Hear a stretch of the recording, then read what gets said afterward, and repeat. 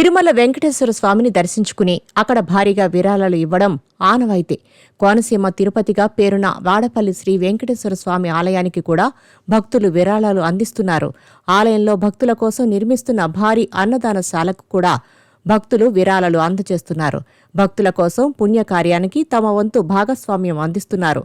భక్తులు అధిక మొత్తంలో విరాళాలు అందిస్తున్నారు. ప్రముఖ పారిశ్రామికవేత్తలు, వ్యాపారులు, రాజకీయ నాయకులు, సినీ, టీవీ నటులు, అధికారులు ఈ భోజనశాల నిర్మాణానికి పెద్ద ఎత్తున విరాళాలు అందిస్తున్నారు. అందుకనే భోజనశాల నిర్మాణ పనులు వేగంగా జరుగుతున్నాయని చెప్పవచ్చు.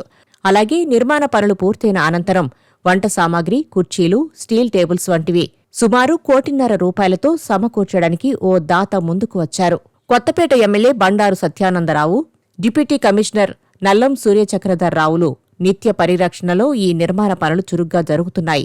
సుమారు 2 ఎకరాల విస్తీర్ణంలో భక్తులకు ఎంతో అనువైన ప్రదేశంలో ఈ నిర్మాణం జరుగుతుంది.